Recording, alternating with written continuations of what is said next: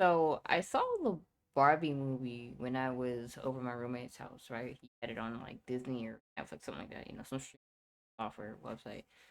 And I've been meaning to see Barbie, and I'm really glad I saw it. It was a very, honestly, I consider it a masterpiece. It was very, emotional. I really like how it captured a lot of angles and views and emotions about our society on a social uh political level, just really emphasizing the fact that, what we go through collectively as a society, men, women, different generations, like the previous generations to say, and kind of just trying to capture the whole complicated situation in different angles, right? I really respect that.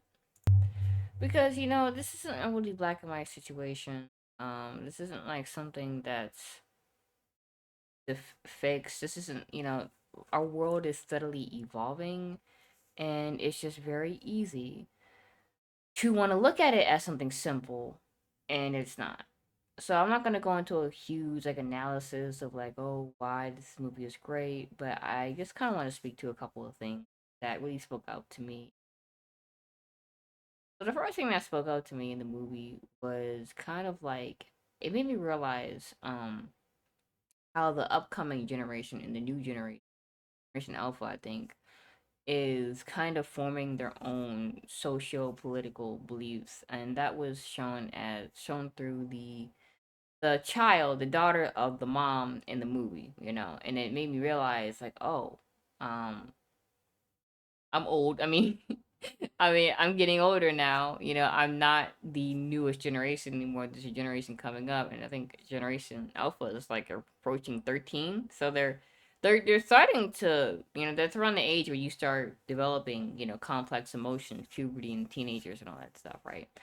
So, the way like I view feminism and things like that back then is significantly different than how like, you know, the upcoming generation will view feminism and things and all that things like that. And so perhaps to some people, to some women, Barbie really was a feminist icon, and now in the more upcoming generation, it may be seen as the girl explained unrealistic standards and fascism and all that stuff. And that kind of goes into the second thing I wanted to talk about, where I kind of acknowledge that we are in a very awkward, like, like adjustment period of feminism, right? Because we are trying to empower women. We've been trying to empower women for ages, right? But we're kind of hyper empowering women and getting them stuck in this expectation where they have to be a girl boss and be super, and it's complicated, right? Because in like these labels in of itself are empowering, right? Like, hey, you can do anything, you're a girl boss, you're strong, you're divine feminine, and that is true. But somehow, um now these labels that probably genuinely meant had good intentions from the beginning are being kind of used to keep women stuck in these expectations where now they have to be immaculate, right? But we're still trying to let go of the old toxic ways of women are supposed to be submissive and traditional and everything.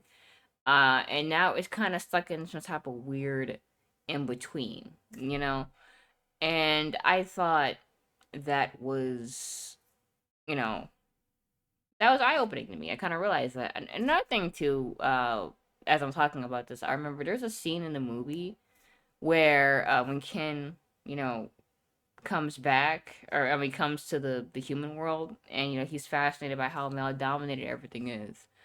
And what stuck out to me the most was when he talks to one guy, I think it was a business guy, and then the guy says, "Oh no, patriarchy still exists. We're just better at hiding it now." And I think that is really, really important because, the people in power are always going to try to create the illusion of equality and change. You know, they don't want to let go of that power. they want to remain at the top. So instead of really giving up the power and realizing, oh, because they know this is wrong. They didn't know it. It's not about a moral thing. They know this is wrong. They don't care about that. They care about the power. So instead of trying to actually give authentic equality, they are going to create the illusion of equality to get people to shut up about it. And I think we need to be aware of that. Don't fall for the bait, essentially. Keep on thriving for true equality. See past the BS, because there's going to be a lot of BS. There's going to be a lot of people trying to, shut you up and pacify you. So don't, it's a tough world out there. Um, but I kind of began to realize how male dominated our society truly is, and of course, I didn't really think about it because I grew up in this society, I kind of I'm used to seeing men everywhere. Like, seeing them in dollar bills, most of the presidents are men, I think a lot of, like, Congress and judicial, legislative, political, uh, occupations are still run by men, things like that. And so I really began to realize, yeah, just how male dominated and, how much the face of men dominates our society more than women. And how much we have to put so much effort just to get women in these spaces because how they've been isolated from those spaces so heavily. And it kind of made me really think and understand, kind of like view what some of the things I've heard men in my generation and, like, just around me, either on internet spaces, say about the whole concept of women have more value. And I'm not trying to judge people. I'm not saying all men, but I'm saying certain types of men. I've said this, there's some things like women have more value, and therefore they're more important, and they're rare, or they like, I just kind of seen several variations of, certain types of men will treat women as are these rare fantasy creatures. And I really do not think women are more valuable. I think we're equally valuable. I don't understand where they're getting that from. But I think it's just the fact that we've been stuffed away from a lot of society. We've been kind of kept in a little corner in the home.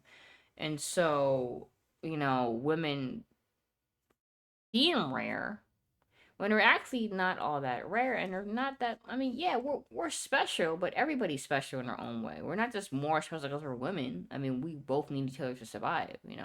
And it kind of comes into that complex, like, like back in the early 2000s, where the internet in general was heavily male dominated. And so, like, there were even, jokes about it, like, oh, there's no such thing as a woman on the internet. And it was like that because it was kind of set up to push women away from these places. So any woman brave enough or just uninformed enough to occupy these predominantly male spaces was treated very differently because they weren't really supposed to be there. So eventually this starts to change, and you see more women being, present in all types of, like, internet spaces and, like, in general. But I don't really think it's that women are more special, more valuable. I mean, again, we both need each other to survive. We've gotten this far by working together as men and women. So, I mean, yeah, we're special, we're great, but so are men too. We've gotten this far together. So, no one is more important than the other.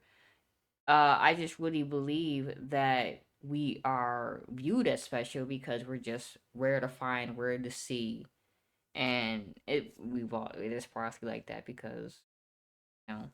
And again, going back to that whole fake equality thing that I was talking about, you have to be mindful of that because kind of like how the CEO in the movie was, trying to present himself as all for the women and everything, and but we could see past the corporate facade, and I think that that sentiment kind of plays into the whole women are more special, more valuable thing because it's trying to create this illusion like, oh, well,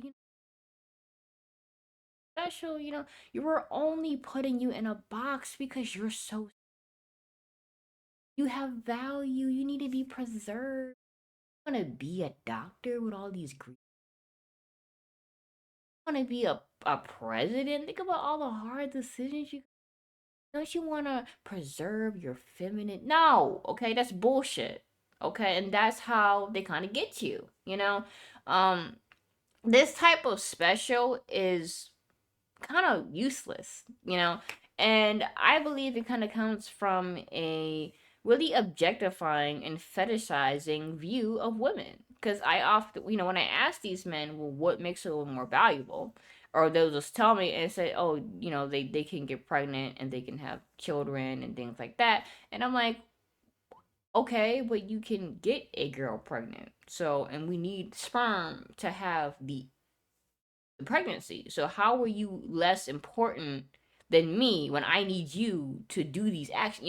But it also, again, it comes from a point of what some of these men want in a woman. They want children. They want a traditional wife. So they're viewing their value in a sense, and through a perspective like, what do they want, right?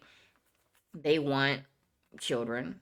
They want what they want, and so they kind of like fetishize and objectify a woman's merit, but trying to say that she's special. It's kind of complicated, right?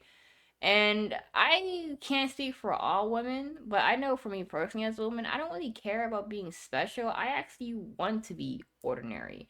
I want to see a lot of women in spaces. I want it to be I want to get to a spot where it's no longer earth breaking for a woman to do something that a man has been doing for generations, right? I don't care for this.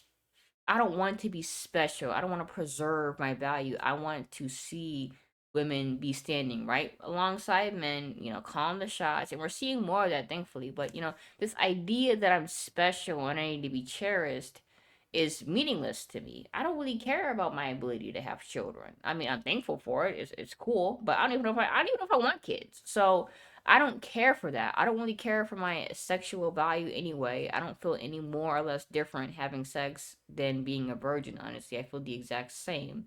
You know, and honestly, too, the way I look at it, if we are more ordinary, then we're going to be fetishized less and we're going to be normalized more. And so our presence will no longer invoke strong emotion or reaction. And I know I've heard, certain types of men say things like, "Well, once you become ordinary, you won't get as much attention." And I'm like, "That's perfectly fine. The attention that I want isn't helpful to my growth as a human anyway. The attention that I'm getting is a lot of, not all men, but a lot of certain types of men who want a relationship, want sex, And I'm not saying that you're wrong for wanting sex in a relationship, but I want the attention where men are asking me like, "Hey, what do you want to do with your life?" I want men around me who give me attention to reach my career goals. Like, you're really smart. How about I teach you how to get a scholar. Instead of teaching me how the Godfather is or whatever shit like that, or teaching me how to do sports, teach me what I need to know to get where I want to be. I want that attention. Because the attention that I'm getting right now really is not that special to me. One, because I've heard it so many times, and two, it doesn't really mean anything. It's just kind of them wanting me in some way for their own satiation. And also, too, I'm perfectly fine with getting less attention because I get so much male attention. It's not special to me anymore. It's kind of like white noise. Like, oh, you're really pretty. Thank you. I love you. Thank you. And I'm also it's not me trying to be arrogant. It's one me being skeptical because just because somebody says you're pretty doesn't mean they have good intentions. And two, I can't help it. It's white noise to me. I've heard it so many times, and I say thank you to be kind, but I just immediately. So if I get less attention, then it'll be special to me more. Like, oh wow, what is really this? What this man went out of his way to give me attention. I wonder why. And maybe for the next generation, like the generations ahead for women, it may not have that type of like effect. But so, for me, a woman of the Gen Z generation, it does because I'm so used to being objectified and sexualized and all that stuff. So to me, this attention means nothing to me because I've learned to not act upon it or entertain it because it could potentially put me in danger, you know. But yeah, I it really is eye opening to me. And I think that we should let go of this illusion that women are more special, more valuable, and really believe in a reality that we're just being stowed away, and thus our presence is less expected and less normalized and more rare. And so that kind of creates this unicorn effect that can be, just that can just be perpetuated. We're not any less special or more special than men. We're really equal. We're different, but we're equal. And this whole special thing is not productive to our growth as a person. It is not, helping us accomplish our dreams. It literally is holding us back. So we should, in my opinion, not advocate and be content with being special in this way, because it's nothing that's helping us, ascend and grow as a human. It's kind of something that's kind of keeping us in that box. All right, yeah, y'all have a good day.